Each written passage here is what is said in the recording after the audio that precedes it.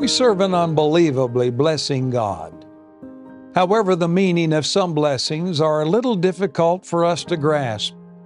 For example, Jesus announced to us in His Sermon on the Mount, "Blessed are those who mourn, for they shall be comforted." Now, blessed is an Old English word that means happy. A further rendering of the word can mean being in a fortunate or favored state. Blessed, happy, favored. Now, the word comforted comes from the Latin word confortare, which means to strengthen. Portare is the verbal derivative of the Latin word fortis, which means strong. So in light of the above, we could safely translate that verse into our English language of today as, "Happy are those who are tested, for they shall be made strong." Have you ever heard of tempered steel or glass? It's multiple times stronger than regular steel or glass. The glass or steel is subjected to rapid changes of extremely high heat and extreme freezing cold.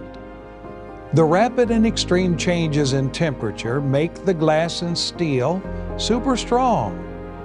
Now, our translation, "Happy are those who are tested, for they shall be made strong," seems to make better sense. Arthur Gordon relates the following story of a man who had been stricken with polio at age 3.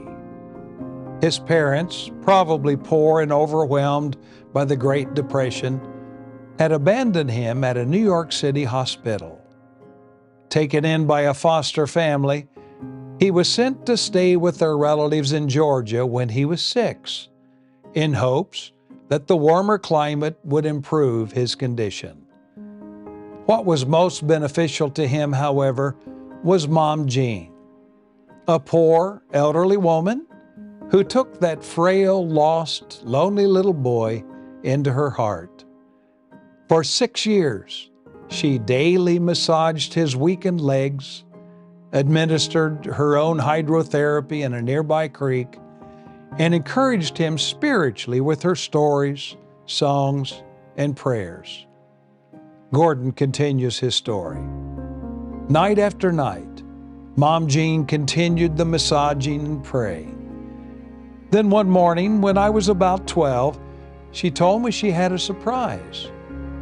She led me out into the yard and placed me with my back against an old oak tree. Then she took away my crutches and braces.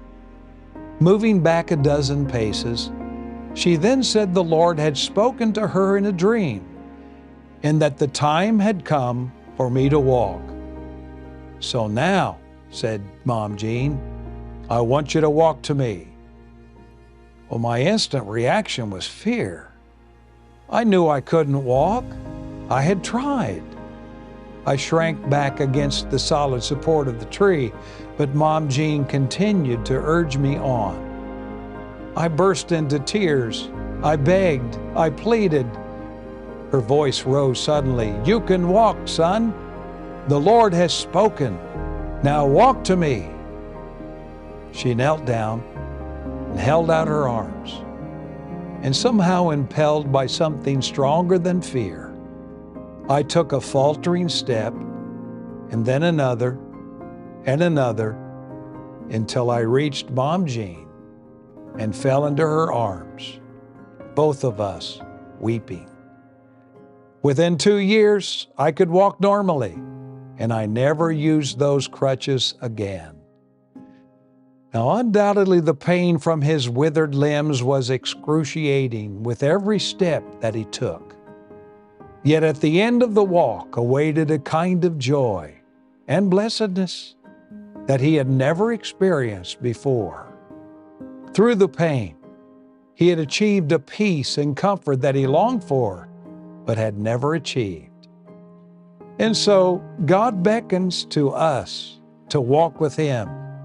Yes, in our pain, in our suffering, in our hardship and sorrow, all the while urging us on with His gentle yet compelling command, "Son, you can walk. Daughter, You can walk. You can walk.